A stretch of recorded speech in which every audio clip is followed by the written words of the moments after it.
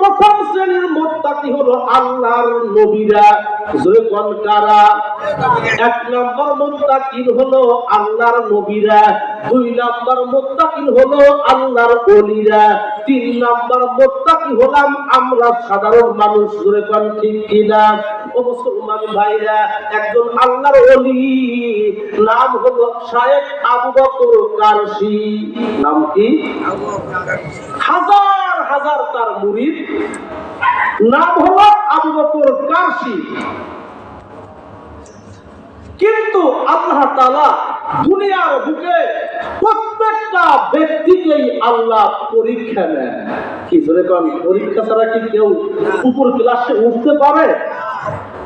আমাকে আপনাকে আল্লাহ ঈমানের পরীক্ষা নেবেন, আমলের পরীক্ষা নেবেন। যদি পরীক্ষায় যদি সাকসেসফুল হতে পারি তাহলে কবরে আমি আপনি শান্তিতে থাকবো। জোরে কোন সুবহানাল্লাহ। আল্লাহর ওলির হাজার হাজার মুরিদ, বয়স মাত্র ওলির হলো 30 থেকে নিয়ে 32 বছর, তাগড়া যুবক। অল্প বয়সে বেলায়েত পেয়েছেন, খিলাফত পেয়েছেন। জোরে কোন সুবহানাল্লাহ।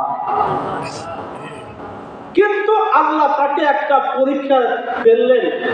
তার সর্ব শরীরে আল্লাহ রাব্বুল আলামিন কুষ্ঠ রোগ দিয়েছিলেন। বড় বড় ঘাও পোড়া উঠত, সব সময় তার শরীর থেকে পচা রক্ত পড়তো, জোরে আস্তে আস্তে জোরে জোরে পড়তো, সব সময় ন্যাকড়া দিয়ে পরিষ্কার করতো। দেখেন এত বড় একজন ওলিকে আল্লাহ দেখেন পরীক্ষা নিতেন। আল্লাহর ওলি একটু বড় হন নাই। আল্লাহ ওলি মনে মনে চিন্তা করলেন, হয়তো তারা আল্লাহর পক্ষ থেকে আল্লাহ রাব্বুল আলামিন আমার ইন্টারভিউ নিচ্ছেন। জোরে কোন সুবহানাল্লাহ। আল্লাহর ওলি প্রতিদিন সকাল বিকাল মুরিদদেরকে কালেমার দাওয়াত দিচ্ছেন, মুরিদদেরকে তালিম তাসকিয়া শিক্ষা দিচ্ছেন।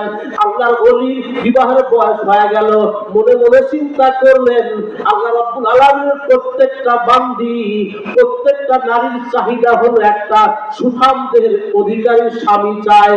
দুনিয়ার প্রত্যেকটা নারী, প্রত্যেকটা যুবতী নারী চায় আমার স্বামী একটু সুন্দর হোক, আমার স্বামীর দেহটা একটু ভালো হোক। আল্লাহর ওলি মনে মনে চিন্তা করলেন, হায় রে আমার শারীরিক অবস্থা এই, আমি যদি এই সময় যদি বিবাহ করি তাহলে আল্লাহর বান্দী তো কষ্ট পাবে। আল্লাহর ওলি মনে মনে এই সিদ্ধান্ত নিয়ে ফেললেন, আমি জীবনে কোনোদিন বিবাহ করব না। কি করলেন? বিবাহ করবে না। যে আল্লাহর একজন বান্দী, যে আমার স্ত্রী হবে তার তো কষ্ট হবে, আমার শরীর দিয়ে দুর্গন্ধ বের হয়। কিন্তু তিনি একদিন হাদিস রিসার্চ করতেছেন। জোরে বলুন সুবহানাল্লাহ। হাদিস রিসার্চ করতেছেন, আল্লাহর নবীর হাদিস পড়লেন। ওয়াকালা নবী সাল্লাল্লাহু আলাইহি ওয়াসাল্লাম আন-নিকাহু সুন্নতি ফামান রাগিবা আন সুন্নতি ফালাইসা মিন্নি। আল্লাহ রাসূল বলেছেন, আন-নিকাহু সুন্নতি, বিবাহ আমি নবীর একটা সুন্নাত। জোরে বলুন সুবহানাল্লাহ। ফামান রাগিবা, যে ব্যক্তি আমার এই সুন্নাত থেকে বিমুখ হলো, যে ব্যক্তি বিবাহ করলো না, ফালাইসা মিন্নি, সে আমার দলভুক্ত নয়। আল্লাহ ওলি চিন্তা করলেন, হায় বিবাহ করা তো আমার নবীর আদর্শ। কাল কঠিন কিয়ামতের ময়দানে আমাকে দুনিয়ার মানুষ আমাকে আল্লাহর ওলি হিসাবে মানে। আমার তো হাজার হাজার মুরিদ, আমাকে সবাই মহব্বত করে, আমি তো নবীকে মহব্বত করি, কিন্তু আমার কল্পনা তো ঠিক নয়। নবী আমার বলেছেন বিবাহ করা একটা সুন্নাত, আমি যদি নবীর সুন্নাত থেকে বিমুখ হইয়া যাই, অপর হাদিসে আল্লাহ রাসূল বলেছেন, ওয়াকালা রাসূলুল্লাহি, সকলে বলুন সাল্লাল্লাহু আলাইহি ওয়াসাল্লাম, মান আহাব্বা আহাব্বা সুন্নতি ফাকাদ আহাব্বানি ওয়া মান আহাব্বানি কানা মাই ফিল জান্নাহ। আল্লাহ রাসূল বলেন, যে ব্যক্তি আমার একটা সুন্নাতকে মহব্বত করলো, সে যেন আমি নবীকেই মহব্বত করলো। যে ব্যক্তি আমি নবীকে মহব্বত করলো, ওই ব্যক্তি আর আমি মাওলার একই জান্নাতে থাকবো। জোরে কোন মারহাবা। আল্লাহ চিন্তা করলেন, না না আমি সিদ্ধান্ত পরিবর্তন করে ফেলবো। রাত্রিবেলা আল্লাহর সিদ্ধান্ত শেষ করে ফেললেন, বিবাহের তিনি ইচ্ছা করলেন। সকালবেলা যখন সমস্ত মুরিদগণ তার দরবারে এসে হাজিরা দেয়, আল্লাহর ওলি শায়েখ আবু বকর কারশি রাহমাতুল্লাহি আলাইহি মুরিদদেরকে তালিম দেওয়ার পর ডাক কয়, ও আমার ভক্তবৃন্দরা তোমরা শুনে রাখো, আমি আজকে রাত্রে একটা নবীর হাদিস পড়েছি। আল্লাহর হাবিব মুহাম্মদুর রাসূলুল্লাহ বলেছেন, বিবাহ আমার নবীর একটা সুন্নাত। এই হাদিস পড়ে আমার সিদ্ধান্ত নিয়েছি, কাল কঠিন কিয়ামতের ময়দানে আমি যদি আমার নবীর এই সুন্নাত যদি পালন না করি, আমার নবী হাসরের মাঠে যদি আমাকে ডাক দেবে, কারশিরে শোনো, তুমি সব কিছু আমল তোমার ভালো, কিন্তু তুমি কি জন্য আমার এই সুন্নাতটা তুমি আমল করো নাই? তুমি কি জন্য বিবাহ করো নাই? কাল কঠিন কিয়ামতের ময়দানে আমি আমার নবীর সামনে আমি মুখ দেখাইতে পারবো না, আমার নবী আমাকে সুপারিশ করবে না। জোরে বল নাউযুবিল্লাহ। অতএব আমি রাত্রে আমি চূড়ান্ত সিদ্ধান্ত নিয়েছি, আমি বিবাহ করবো। জোরে বল সুবহানাল্লাহ। বললো, তোমরা আমার জন্য একটা পাত্রী খুঁজবা, তবে তোমরা পাত্রী খুঁজতে গিয়ে আমার এই শরীরের ডিটেলস সবকিছু বলবা, যে তিনি একজন আলেম মানুষ, কিন্তু সবকিছু ভালো, কিন্তু শারীরিক অবস্থা ভালো না, তিনি একটা কুষ্ঠ রোগী, সব সময় তার শরীর থেকে রক্ত পুষ ঘুরে ঘুরে পড়ে, এটা কিন্তু গোপন রাখবে না। জোরে কর সুবহানাল্লাহ। ও মুসলমান ভাইরা, কারামাতুল্লাহ আউলিয়া নামক কিতাবের ভিতরে আছে, একজন মুরিদ এই ঘোষণা পাওয়া মাত্র আল্লাহর বান্দা মুরিদ সালাম দিয়ে হুজুরের কাছে বিদায় নিয়ে চলে যায়। দৌড়ায়া দৌড়ায়া তার বাড়িতে যায়। তার ঘরে ছিল একটা 16 বছর একটা কন্যা, 16 রূপসী কন্যা ছিল। দৌড়ায়া দৌড়ায়া যখন বাড়ির ভিতরে ঢুকছে, তার কন্যা ডাকতে বলে, আব্বা কি হয়েছে? আপনি কেন আপনি দৌড়া দৌড়া বাড়ির ভিতরে ঢুকলেন? এবার আব্বা ডাকতে বলে, মা আমার শায়েখ ও মুর্শিদ আল্লামা শায়েখ আবু বকর কারশি রাহমাতুল্লাহি আলাইহি বিবাহের প্রস্তাব করেছে। মা এই পয়গাম নিয়ে আসি, মা আমার পীর সাহেব হুজুর বিবাহ করতে চায়, মা তার সাথে আমার একটা রুহানি একটা সম্পর্ক আছে, মা আমি তোমাকে আমি চাপ প্রয়োগ করব না, চাপ সৃষ্টি করব না, মা যদি তুমি রাজি থাকো আমার শায়েখের সাথে তোমাকে বিবাহ বন্ধনে বিবাহ বন্ধনে আবদ্ধ করে দেব। জোরে বলেন সুবহানাল্লাহ। তবে শোনো, আমার হুজুরের কিন্তু শারীরিক কন্ডিশন এই, তুমি আমার দিকে তাকাইয়া তুমি রাজি হইও না। তুমি যদি তোমার স্বামীর সেবা করতে পারো, আল্লাহর ওলিকে মুহাব্বত করতে পারো, বিশ্বনবী মুহাম্মদুর রাসূলুল্লাহর হাদিসকে যদি অনুসরণ করতে পারো, তাহলে তুমি রাজি হইতে পারো, তোমাকে আমি এ ব্যাপারে চাপ প্রয়োগ করব না। এবার তার 16 বছরের কন্যা ডাকতে বলে, আব্বা শোনেন, আমি রাজি আছি, আপনি সংবাদটা নিয়ে যান। আব্বা দুনিয়ার জিন্দেগি আর কয় দিনের জিন্দেগি, আব্বা দুনিয়ার আর কয় বছর বেঁচে থাকবো? 16 বছর তো হয়ে যাচ্ছে, নাই 70 বছর নাই 60 বছর বেঁচে থাকবো। একদিন তো আল্লাহর দরবারে আমাকে দাঁড়াইতে হবে, বিশ্বনবী মুহাম্মদুর রাসূলুল্লাহ সাল্লাল্লাহু আলাইহি ওয়াসাল্লামের দরবারে আমাকে দাঁড়াইতে হবে। আব্বা আপনি চলে যান, আমি আপনার কাছে আমি সন্তুষ্ট প্রকাশ করলাম।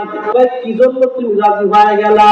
আমার কন্যা ডাকতে বলে, আব্বা শোনেন, কাল কঠিন কিয়ামতের ময়দানে আমি হাসরের মাঠে আল্লাহকে বলতে পারবো আমি তো তেমন কোন আমল করি না। আমি যেন কাল কঠিন কিয়ামতের ময়দানে আল্লাহর দরবারে দাঁড়াইয়া বলতে পারি, রব্বুল আলামিন দুনিয়ার বুকে তেমন কোন আমল করতে পারি না,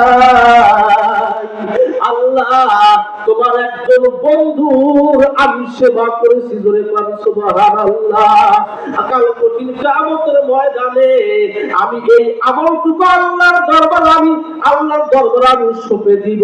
হতে পারে আল্লাহর ওলির সেবা করার কারণে আল্লাহ রাব্বুল আলামিন আমার জীবনের সমস্ত গুনাহগুলো আল্লাহ মাফ করে দিবেন, জোরে কোন সুবহানাল্লাহ।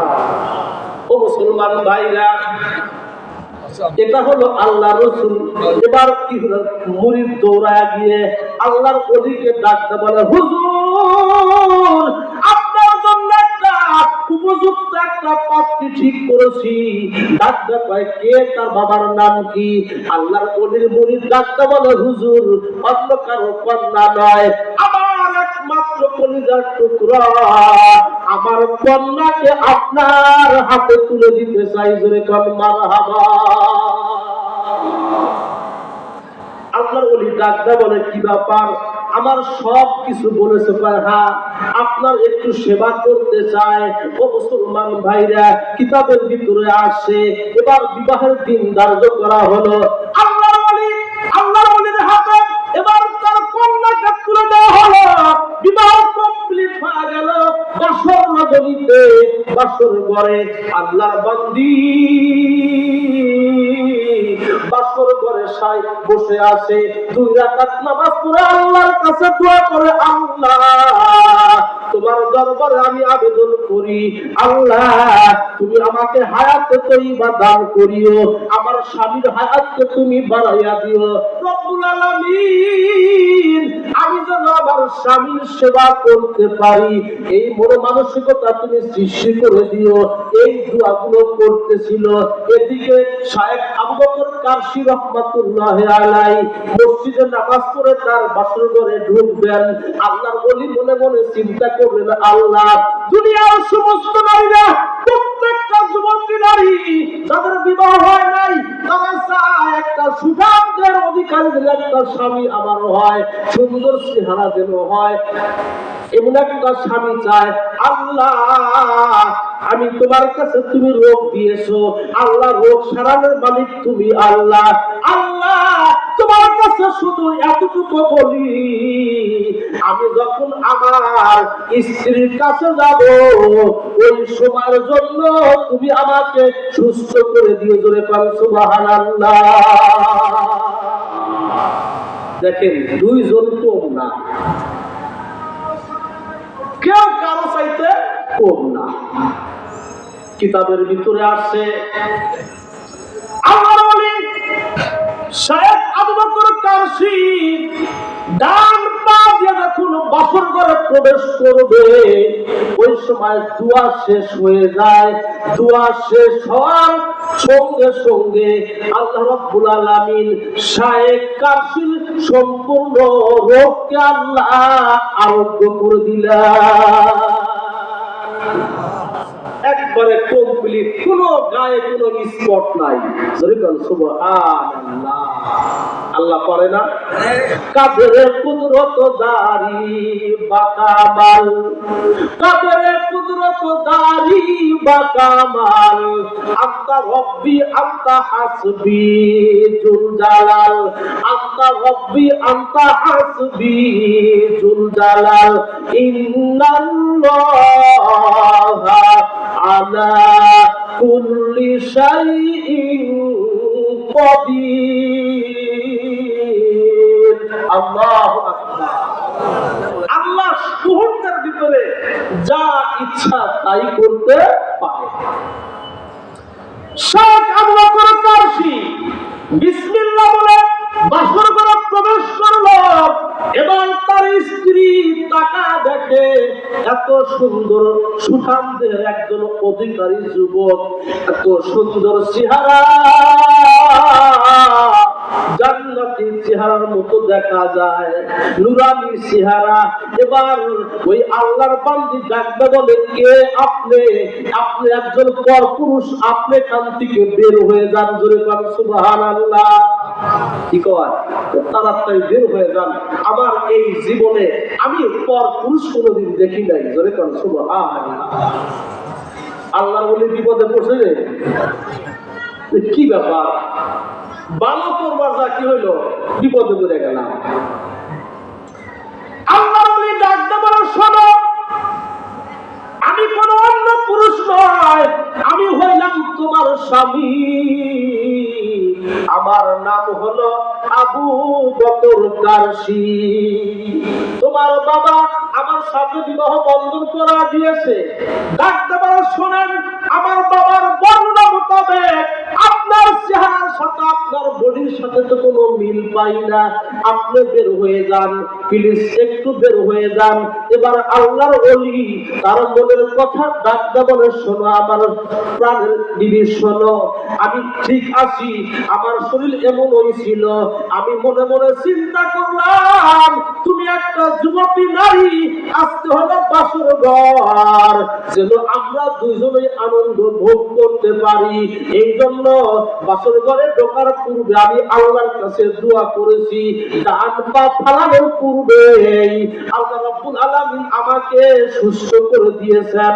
এবার স্ত্রী ডাকতে বলে, স্বামী আমার, ঠিক আছে, আপনি আল্লাহর কাছে দোয়া করেছেন, ভালো হয়ে গেছে, আপনার শরীর ভালো হয়েছে। শোনেন, আমি তো আপনার জন্য আনন্দ ফুর্তি করার জন্য আমি আপনার সাথে বিবাহ বসি নাই। সুবহানাল্লাহ। আল্লাহর বান্দা ডাকতে বলেন, ও আল্লাহর ওলি, আমার স্বামী, আমি তো আপনার সাথে আনন্দ ফুর্তি করার জন্য বিবাহ বসি নাই, আমার মনের তামান্না, আমার প্রাণের আশা, আপনার শরীরের রক্ত পুঁজগুলো আমি মুছে দিব, আমি আপনার সেবা করব, কাল কঠিন কিয়ামতের ময়দানে আমি আমার নবীর সামনে দাঁড়াইয়া বলবো, সুবহানাল্লাহ। ও আমার হায়দারপুর গ্রামের মা বোনেরা, শুনে রাখেন, যতই আপনি ইবাদত করেন না কেন, যতই আপনি কুরআন তেলাওয়াত করেন না কেন, যতই আপনি নফল রোজা রাখেন না কেন, মনে রাখেন, যদি আপনার সাথে আপনার স্বামীর যদি সম্পর্ক ভালো না থাকে, যদি আপনি স্বামীর সাথে দুর্ব্যবহার করেন, কথায় কথায় যদি স্বামীকে আপনি কষ্ট দেন, মনে রাখবেন আপনার নামাজ রোজা আল্লাহর দরবারে কবুল হবে না। ও মুসলমান ভাইরা, আল্লাহর ওলির কাছে আল্লাহর ওলি এবার কি করলেন? আল্লাহর কাছে দোয়া করলেন, রব্বুল আলামিন, আমি তো তোমার বান্দির মনের খুশির জন্য, তোমার বান্দিকে একটু আনন্দ দেওয়ার জন্য, তোমার বান্দিকে খুশি করার জন্য আমি তোমার কাছে রোগ মুক্তির জন্য দোয়া করেছিলাম। রব্বুল আলামিন, তুমি আমাকে রোগ মুক্তি করে দিয়েছো, কিন্তু আমার স্ত্রী তো চায় না। আল্লাহ, আগে যে অবস্থা ছিল তুমি আমার শরীরটা আগের মতো বানাইয়া দাও। মুহূর্তের ভিতরে আল্লাহ রাব্বুল আলামিন আবার রোগ দিয়া দিলেন। জোরে বলেন সুবহানাল্লাহ। ও মুসলমান ভাইরা, মনে রাখবেন, রোগ দেবার মালিক আমার আল্লাহ, রোগ থেকে মুক্ত করবার মালিক আমাদের আল্লাহ। ঠিক কিনা? ও মুসলমান ভাইরা, আমি বলতেছিলাম, আল্লাহ রাব্বুল আলামিন আমার আপনার নবীকে আল্লাহ রাব্বুল আলামিন চারিত্রিক সার্টিফিকেট দিয়েছেন। জোরে কোন ঠিক কিনা? আল্লাহ বলেন, ওয়া ইন্নাকা লাআলা খুলুকিন আযীম। আল্লাহু আকবার। হাবিব আমার, আমি আপনাকে উত্তম চরিত্র দান করলাম, আপনি হলেন অনুপম চরিত্রের অধিকারী। আল্লাহর হাবিব মুহাম্মদুর রাসূলুল্লাহ ডাকতে বলেন, ও আমার সাহাবীরা, শুনে রাখো, ইন্নাল্লাহা বাআসানি রাব্বি রাহমাতাল লিল আলামিন। সাহাবীরা, তোমরা শুনে রাখো, আল্লাহ রাব্বুল আলামিন আলামিন আমাকে সারা বিশ্বের জন্য রহমত হিসাবে আল্লাহ আমাকে পাঠাইছেন। জোরে কোন মারহাবা। আমার আপনার নবী গোটা বিশ্বের জন্য রহমত। যদি আমি আপনি ওই রহমত যদি গ্রহণ করতে পারি, তাহলে নবীর আদর্শ ছাড়া বিকল্প কোনো রাস্তা না। হযরতে ওমর ফারুক রাদিয়াল্লাহু তাআলা আনহু, নবীকে মহব্বত করলে কি হয়? অনেক সময় আল্লাহ রোগ মুক্তি করে দেয়। সুবহানাল্লাহ। কিতাবের ভিতরে আছে হযরতে ওমর ফারুক রাদিয়াল্লাহু তাআলা আনহু অসুস্থ, উঠতে পারে না, দাঁড়াইতে পারে না, একদিন রোগাক্রান্ত হয়ে গেল। ওমর ফারুক রাদিয়াল্লাহু তাআলা আনহু কত চিকিৎসা গ্রহণ করলেন, কিন্তু ভালো হয় না। আল্লাহর বান্দা ওমর রাদিয়াল্লাহু তাআলা আনহু মনে মনে চিন্তা করলেন, আমি আমার নবী মুহাম্মদুর রাসূলুল্লাহ সাল্লাল্লাহু আলাইহি ওয়াসাল্লাম তো দুনিয়ার বুকে নাই, আমি আমার নবীর ওসিলাতে আমি দোয়া করব, হতে পারে আল্লাহ রাব্বুল আলামিন আমাকে রোগ মুক্তি করবেন। জোরে কান সুবহানাল্লাহ, আর জোরে কান সুবহানাল্লাহ। ও মুসলমান ভাইরা, হযরত ওমর ফারুক রাদিয়াল্লাহু তাআলা আনহু রাতে ঘুমায় গেলেন। তাহাজ্জুদ নামাজ পড়ে ওমর ফারুক রাদিয়াল্লাহু তাআলা আনহু ঘুমায়া পড়েছেন। ঘুমের মাঝে একজন কে যেন ব্যক্তি এসে ডাকদা বলছে, ও ওমর, আব্দুল্লাহ ইবনে ওমর, তুমি পৃথিবীর ভিতরে যাকে তুমি সবচাইতে বেশি ভালোবাসো, তুমি একটু মুহাব্বতের সুরে ওই ব্যক্তিকে একটু মুহাব্বতের সুরে তুমি একটু ডাক দাও, হতে পারে আল্লাহ রাব্বুল আলামিন তোমাকে রোগ মুক্তি করে দিবেন। ওমর ফারুক রাদিয়াল্লাহু তাআলা আনহু বলেন, আমি স্বপ্নের মাঝে আমি আমার নবী মুহাম্মদুর রাসূলুল্লাহ সাল্লাল্লাহু আলাইহি ওয়াসাল্লামকে ভক্তির সুরে যখন ডাক দিলাম, মুহূর্তের ভিতরে আল্লাহ রাব্বুল আলামিন আমার সম্পূর্ণ শরীরটা আল্লাহ সুস্থ করে দিলেন। জোরে কোন মারহাবা, আর জোরে কোন মারহাবা। ওয়া মা আরসালনাকা ইল্লা রাহমাতাল লিল আলামিন। ও মুসলমান ভাইরা, যেহেতু দূরে থেকে মেহমান আসছেন, আমি তো অনেক বয়ান করি, আজকের আমাদের এই মাহফিলের নতুন একজন বক্তা আলেমে দ্বীন হযরত মাওলানা মুহাম্মদ